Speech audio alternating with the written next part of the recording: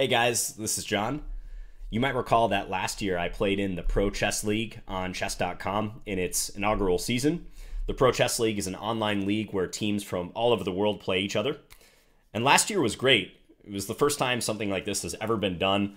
There was the US Chess League prior to this, but there's never been, to my knowledge, a high-level online chess league that's had like a global impact like the Pro Chess League and chess.com are trying to do. So it was a fantastic experience being part of the first season.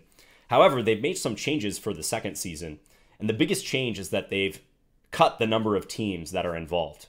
So last year there were just a ton of teams involved. I think they opened it up to pretty much every major chess city that could field a team, which is good in some respects, but it made the league extremely chaotic to follow.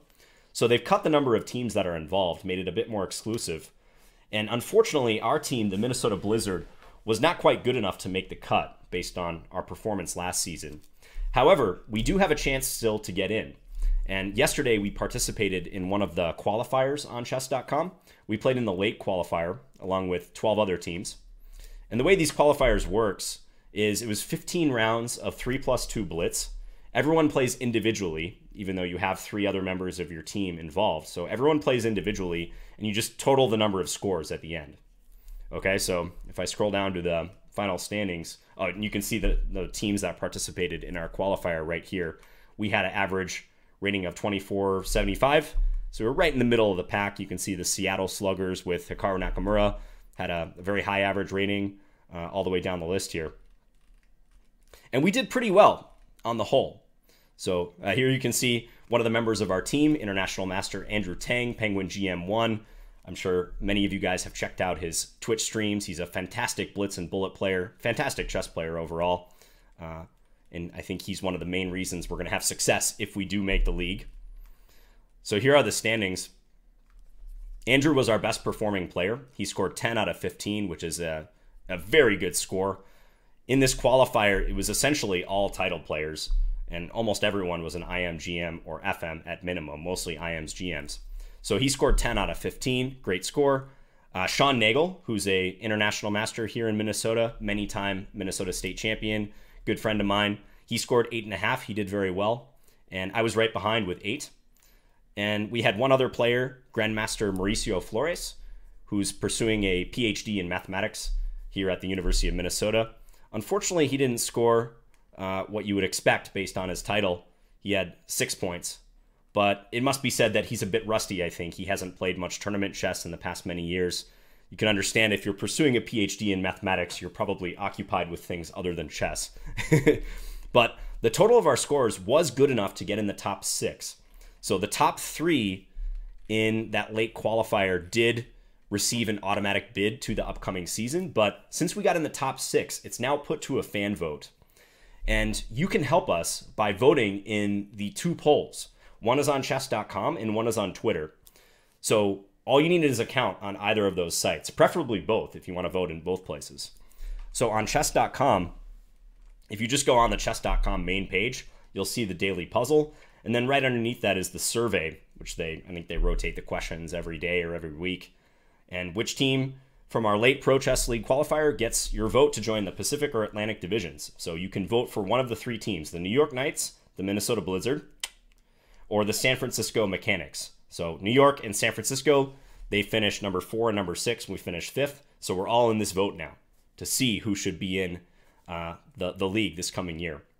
And, you know, I imagine, I'm not going to say you absolutely should vote for us, although if you watch my channel and you watch Andrew's Twitch streams, I hope you do.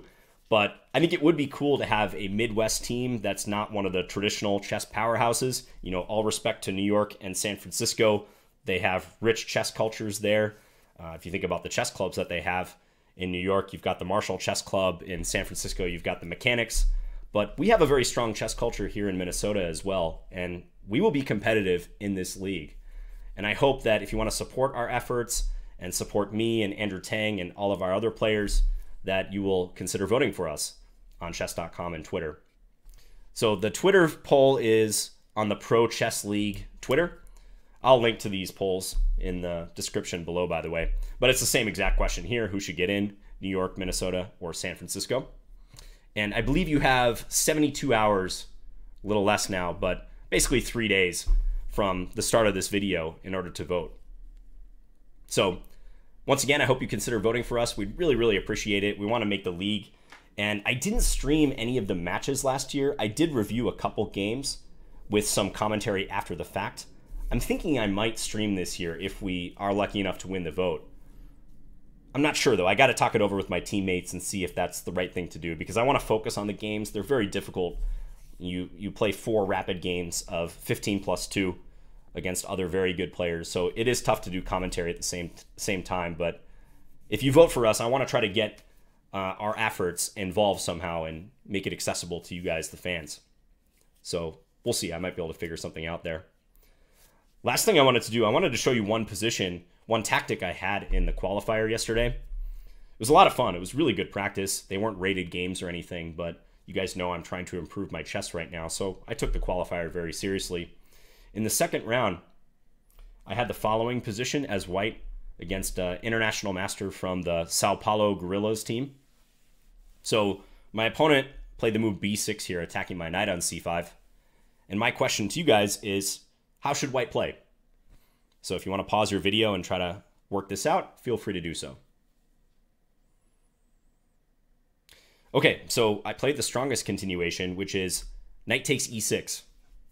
So capturing the pawn and opening up a discovery on the rook on c8.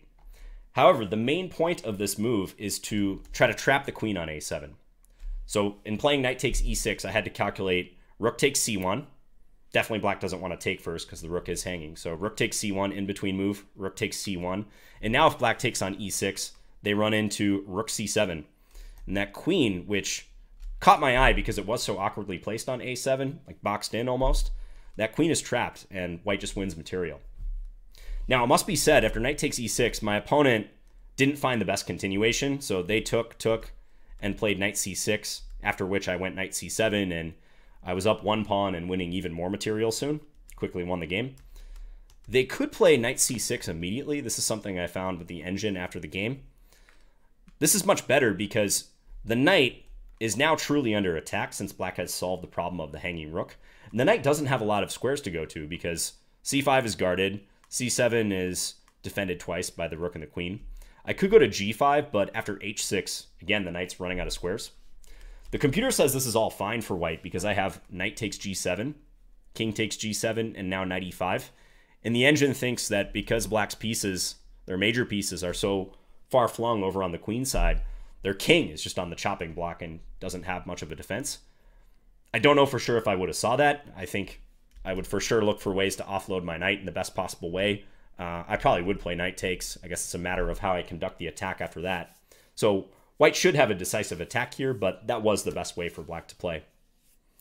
Anyways, just wanted to share that tactic from the qualifier yesterday. And once again, if you want to support the Minnesota Blizzard, my efforts, Andrew Tang's efforts, and cheer us on this coming season, please vote in the chess.com and Twitter polls. So we'll see in a few days what happens. All right, guys. Thanks as always for your support. Bye.